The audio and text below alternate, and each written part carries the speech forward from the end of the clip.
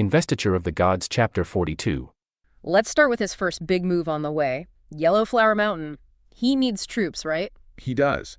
And he finds them in these four sworn brothers, Deng Zhang, Xinhuan, Zhangji, and Tao Rong. They're local leaders, but the text calls them Greenwood Men. Which means? Basically highly organized bandits. And ironically, they almost attack Wenzhong's forces straight off. Seriously? Yeah.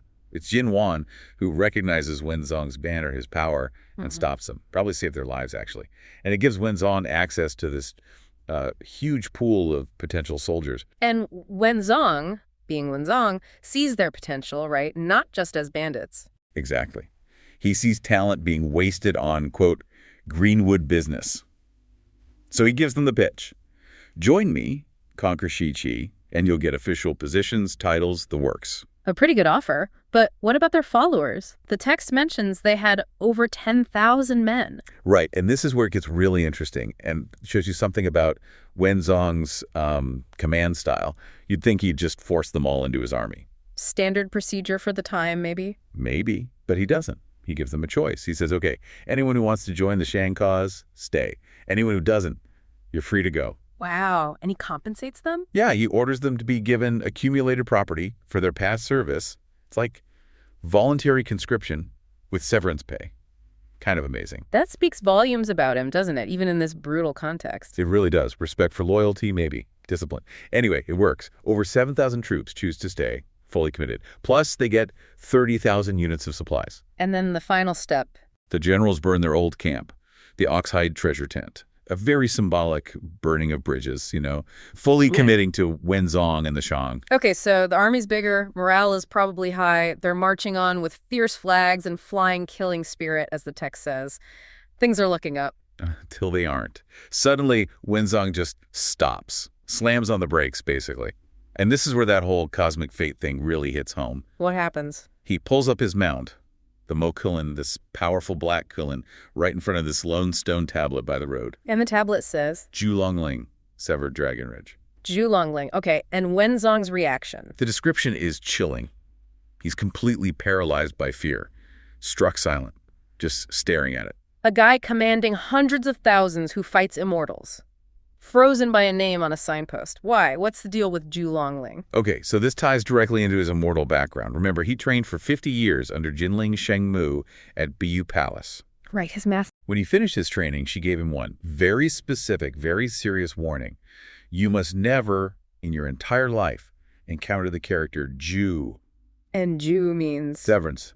And cutting off doom, basically. So Fate literally put up a signpost saying, this is where you die. Pretty much, yeah. Right on the only road he can take. Talk about being stuck between a rock and a hard place. But wait, if he knows this means doom, why not just go around, take a massive detour?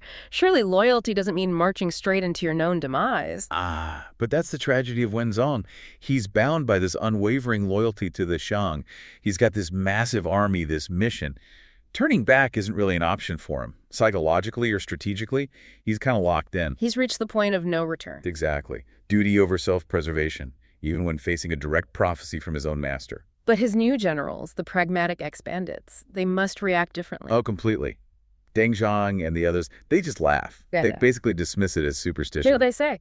Things like, a great man shouldn't let a single character decide his fortune, and, good fortune favors the virtuous. Standard battlefield confidence, really. So mortal pragmatism versus immortal dread. Perfectly put. It shows the gap in their experiences. Right. Wenzhong knows prophecies are real. He understands the Ji Shu. But their confidence, it pushes him forward. Does he argue? Try to explain. Nope. The text says he doesn't laugh, doesn't speak, he just proceeds. Driven by duty, but clearly with this terrible omen weighing on him. Deep, deep misgivings. So the army moves on, knives and spears like water, armored soldiers like clouds, just an overwhelming force. And they finally arrive at Shiqi Southgate. Yep. And Wenzhong, shaking off that dread, immediately sets up camp. And it's described as this incredible feat of military organization. Dragon and Tiger divided north and south, meticulously planned. 300,000 troops. That's an immense force. Yeah. How does Jiang Ziya react? Well, Ziya is watching for the city walls. And he acknowledges Wenzhong's skill right away. He notes he never actually met him back in the capital. But he sees the camp and says Wenzhong has not yet exhausted his learning. High praise from your enemy. The highest. Recognizing the genius of the guy who's there to crush you. But that respect probably doesn't last long. Wenzhong sends the challenge letter, right? Via Zhang. He does. And oh boy, this letter. It is pure psychological warfare. No punches pulled. Break it down for us. What's the tone? Furious. Accusatory. He calls Ziya and the whole zoo enterprise rebellious subjects committing a great violation of heaven. He lists their supposed crimes. Like sheltering Huang Feihu, the defector? Yep, harboring rebels, daring to call themselves kings, killing Shang generals. It's a whole laundry list. And the demand, let me guess, surrender or die? Pretty much, but way more direct. Wenzhong demands Ziya literally hand over your head at the camp gate, or even more brutally, that Ziya should self-terminate. He actually tells him to kill himself. Explicitly. Otherwise, total annihilation, flames consuming Kun Gang, turning to powder, utter destruction. Wow. Okay. So how does Ziya, Mr. Calm Under Pressure, respond to that? That's the amazing part. He's completely unfazed. The source says he receives the letter, calmly asks the messenger's name, Deng Zong, and then just gives this simple, almost dismissive reply. Which is? Basically, give the letter back to Wenzhong. Tell him we fight in 3 days. That's it. No counter threats. No fear. Nope. Just see you on the battlefield in 3 days. Sets the date. Total composure. Incredible confidence. So 3 days pass, battle lines are drawn. Wenzhong is ready with his huge disciplined army. What size opening move? This is where Zhu's whole different philosophy comes into play. Yep. Wenzhong has the numbers, the earthly power. Ziya counters with cosmic order. He deploys his forces in the Wufang Dui with the 5 directions array. The 5 directions array. Okay, sounds impressive. But before we get into the array itself, what about the commanders? How do they look facing each other? Ah, good point. Wenzhong looks, well, divine. He's got the 9-cloud crown, crimson silk robe, wielding his golden whip. He looks the part of a powerful, immortal general. And the text mentions his specific skills, the 3 removals and 5 escapes. What are those? Right, those are sort of lower-tier immortal abilities. Think basic stuff like some transformation, maybe invisibility, quick evasion tactics, useful for personal survival, but not really game-changing, fate-altering magic. He's powerful, but within certain limits. Okay. And Ziya? Ziya rides out on the Sabuxiang. The famous mythical beast. Exactly. Not just a horse, but this unique creature, sometimes called a quilin, too, or like a divine stag. It instantly signals his connection to a higher, perhaps destined authority. And he's flanked by major players Naza on his windfire wheels, Yang Jian, Jinza, Muza, even Huang Feihu on his own special mount. Quite the lineup. Okay, back to the array. The Wufang Dui. How does it work? It's brilliant, really. It counters Wenzhong's sheer mass with structure, specifically the cosmology of the 5 elements Wuzhing: wood, fire, metal, water, and earth. And these are linked to directions. Precisely. And the deployment is very ceremonial, very deliberate. It's signaled by 5 separate cannon blasts. Imagine this scene. Okay, walk us through it. Cannon 1. First cannon blast. The Eastern Formation, representing Wood the Zen Palace, deploys under blue banners. Cannon 2. Second blast. South, representing Fire the Lai Palace, deploys under red banners. Third. Third blast. West, representing Metal the Dewey Palace under white banners. Fourth. Fourth blast. North, representing Water the Can Palace under black banners. And the final cannon. The fifth blast brings out the center, the core, the Wuji Palace, representing Earth. And they're decked out in gleaming gold armor under apricot yellow banners. It's the heart of the formation. Wow. That's not just lining up soldiers. That's organizing your army according to the fundamental principles of the universe, isn't it? Exactly. When Zong brings 300,000 disciplined troops, incredible mortal organization, Ziya responds by basically saying, okay, I see your army and I raise you the cosmos. It makes Wenzhong's impressive camp layout seem, well, merely terrestrial by comparison. Precisely. When Taishi rides out first, yeah. And he immediately calls out Ziya. Doesn't he call him like a scholar who doesn't get how things are supposed to work? He does. He says Ziya's a Kunlun mountain scholar who does not understand the proper order of things. And then he hits him with basically a legal indictment, 3 counts of treason. Okay, treason. What's the first charge? First one's political. He accuses Ziya of setting up King Wu all by himself without the proper authority. He says, the crime of deceiving the ruler, what is greater than this? Basically calling King Wu illegitimate. Wow, okay. So you made up a king. That's pretty direct. What's number 2? Number 2 is about harboring a known rebel, Huang Feihu. When Taishi sees this as Ziya actively undermining Shang authority, knowingly deceiving the ruler. Like aiding and abetting the enemy, essentially. Pretty much. And the third charge is simpler, but maybe the most serious in Wen Taishi's view. When the Grand Preceptor arrived with his army to inquire about the crime, Ziya didn't surrender. He fought back, killed Shang officers. Which Wen Taishi call? Great treason. Dan Ni Zizui, the ultimate betrayal in his book. But Ziya doesn't just, accept this. He throws it right back. He does. He says the Grand Preceptor is fundamentally mistaken. On the King Wu point, he sort of concedes it might be unusual, but pivots hard. He claims the Shang ruler himself destroyed the ethical principles first. Ah, the unfit ruler defense. So Ziya's saying the king's own actions broke the social contract, basically nullified his right to rule. Exactly that. And he defends taking in Huang Feihu using classical ideas. If the ruler is unjust, the minister will seek foreign service. This is the natural course of propriety. He's claiming the moral high ground. So following protocol required him to accept the defector. According to Ziya, yes.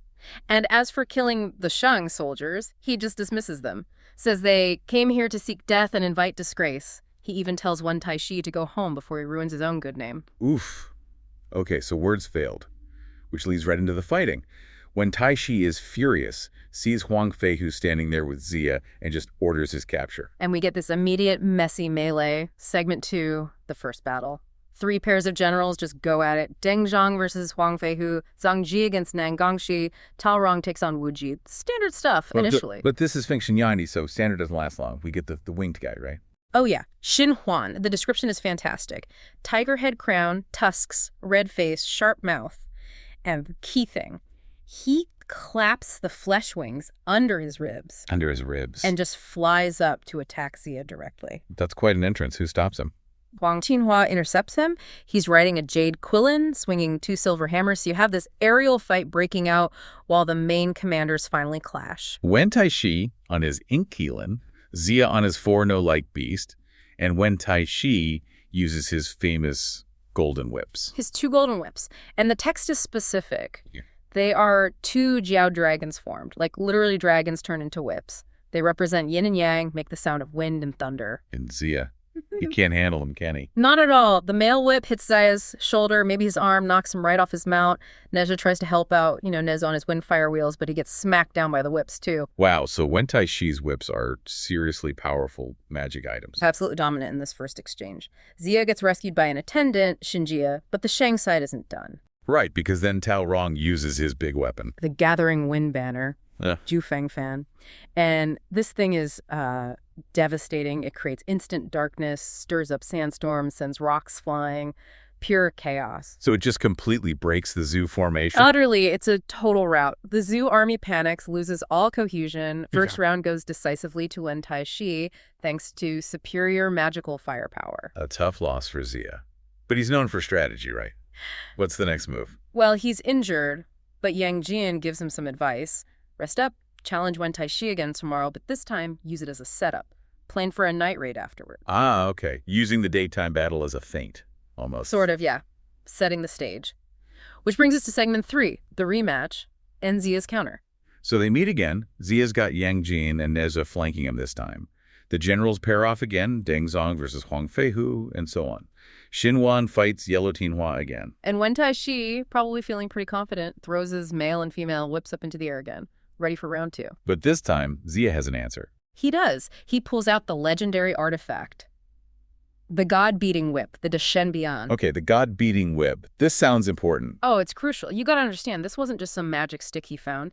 It was given to him by the top celestial authority, Yuanshi Tianzun, from the Yushu Palace itself. Given by the highest power. And it has special properties. Extremely specific. It has 21 sections, right? And each section has 4 talisman seals, these Fuyin.